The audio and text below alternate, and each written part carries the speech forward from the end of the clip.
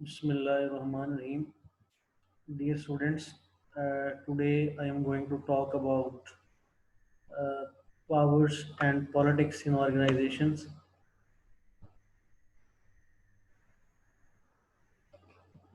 Before going to discuss the details of these two concepts in your organization, let me tell you that what is power. Power means an ability that individual A has to influence the behavior of the individual B, which means if a person has a power or ability to influence any other individual to act according to the desire of that individual, we can simply say that that particular person has power. Urdu में मैं आपको इसकी explain कर देता हूँ कि अगर किसी एक इंसान के पास, मिस्टर ए के पास, ये एबिलिटी है, ये सलाहियत है कि वो मिस्टर बी के बिहेवियर को, उसके रवैये को इन्फ्लुएंस कर सकता है और उसको अपनी मर्जी के मुताबिक बिहेव करने पर मजबूर कर सकता है, तो हम कह सकते हैं कि उसके पास पावर है. बेटा, power and politics both are existing phenomena or reality of today's organization, and it is considered that power and politics are two faces of a single coin, which means whenever there is power struggle in any organization, it involves politics, and both are interchangeably used in the organization. And that's why on this particular slide it is written that they move parallelly together in organizations. In order to achieve the objectives of the organization, or personal or individual objectives in organization, the power and politics is used. Sometimes it is used by the management, and sometimes it is used by the individual and the labor organizations. Even it is if it is used by the labor organization or the management, uh, both in both cases, uh, the politics and powers are essential for each other. Without power, the politics is not possible, and without the politics, doing politics, you can't get power in organizations. जैसा कि labour organisations होती हैं वो politics करती हैं, अपने elections होते हैं और वोटिंग होती है, और उसके बाद वो पावर में उनको इलेक्ट कर लिया जाता है, तो उनके पास पावर आ जाती है क्योंकि वो इलेक्टेड रिप्रेजेंटेटिव्स होते हैं लेबर यूनियन के. अब अगली स्लाइड्स के ऊपर आपके सामने जो चीज़ आ रही है वो पावर्स को डिफाइन करने के लिए आप ताकि आप बेहतर तौर पर अंडरस्टैंड कर सकें कि पावर से मुराद क्या है. Power refers to the possession of authority and influence over others. As I have already told you few minutes earlier, that power refers to the ability to influence the behavior of the other, and similarly here you can see that power refers to the possession of authority and influence over others, which mean if someone has this ability and authority to influence others, it means he has power. Next, we have keys to have power. There are four keys to have power in organization.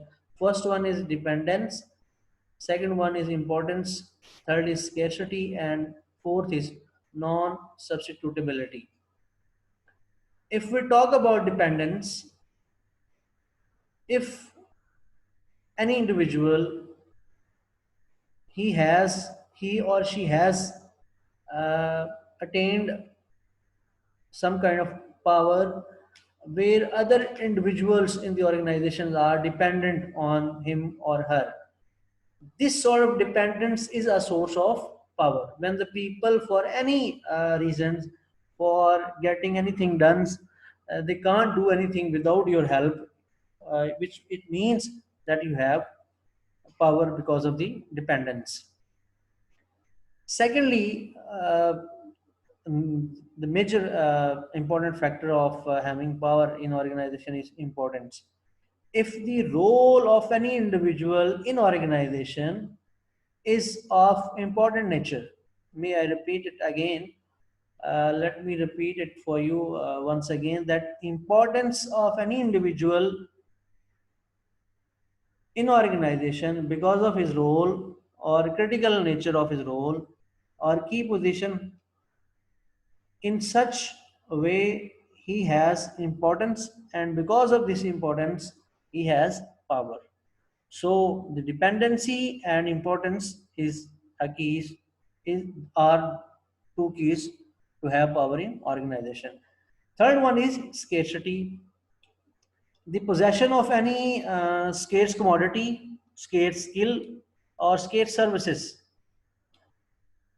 in any organization. If you have any possession to scarce skills, scarce services, scarce commodities, which are rare to find in the organization, which cannot be easily available in the organization with any other individual, it creates powers, it gives you a power.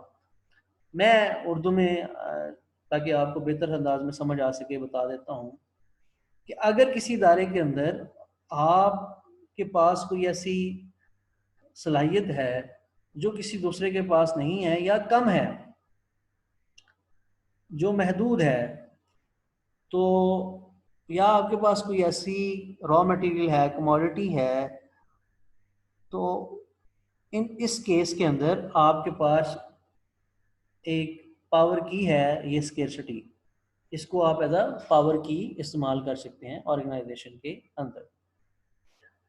Fourth one है non substitutability, which means that whatever you have in the organization, that is not available with any other individual, or that cannot be substituted, which means no one other can do the same or can have the same as you have. आपके पास कोई ऐसी product है, कोई ऐसा कोई source है जो किसी जिसका कोई मुतबादल मौजूद नहीं है, तो इससे क्या होगा, नॉन सब्स्टिट्यूटेबिलिटी होगी, और as a result this non substitutability is a key to have power in the organization. These are the four keys to have power in the organization.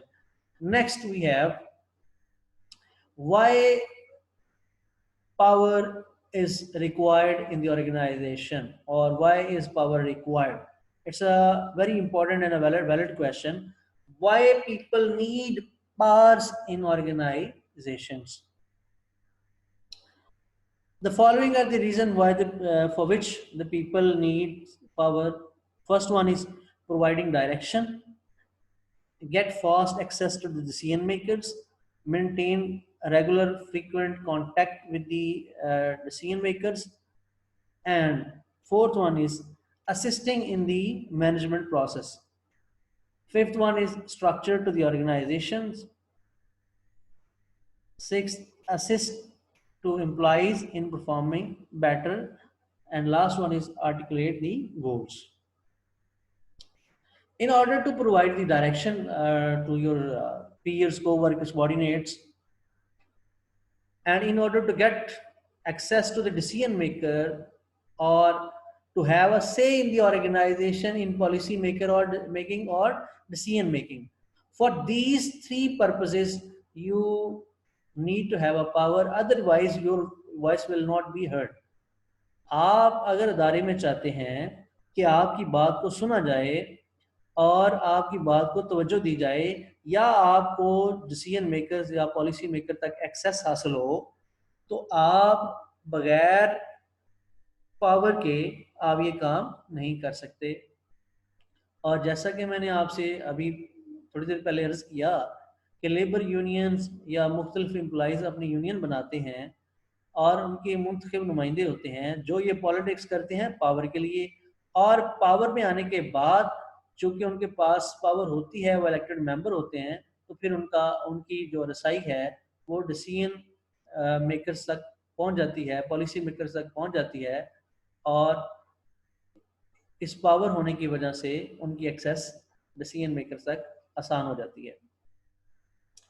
Similarly अगर आपके पास पावर है तो आप मैनेजमेंट के process के अंदर, जैसा कि आप जानते हैं मैनेजमेंट के फंक्शंस हैं प्लानिंग, ऑर्गेनाइजिंग, लीडिंग, कंट्रोलिंग और performing any sort of function, you can assist them. Then we have a structure to organization assist to employees in performing better, articulate the goals. These all are the functions which are not possible without having power. You cannot contribute towards the achieving the goals of the organization. You cannot assist the employees, your subordinates, to perform better if you don't have the legal authority, legal powers. In next slide, which is in front of you right now, we have types of powers. There are 5 types of powers. The first one is coercive power. Second one is legitimate power. Third one is reward power, referent power, and last one is expert power. We are going to discuss these types in the next lecture in detail. But right now, I am just going to give you one or two line explanation of each power. Coercive power means when you can use your force or power to deprive anyone from any right, like you can uh, stop increment, you can stop promotion of any individual. In that way we can say that you have coercive power. Second one is legitimate power. With that power comes with the hierarchy or your position in the organizational structure. That's why it is called legitimate power. You can be a CEO, you can be a manager in an organization or assistant manager, and that designation or official position in the organizational structure can be termed as legitimate power. The third one is reward power. When you have a power to reward any individual or subordinate or employees of organization, then we can say that you have a reward power. For example, you can give him a bonus, you can increase his increment, or you can issue a appreciation certificate. It means you have a reward power. Referent power is attached with the physical attributes or attraction or charisma of the individual's personality.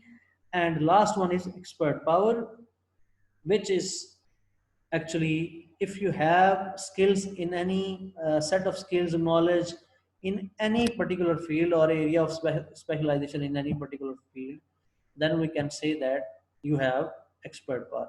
Thank you very much. That is our today's lecture. Next time we will go towards finishing the this chapter. Thanks.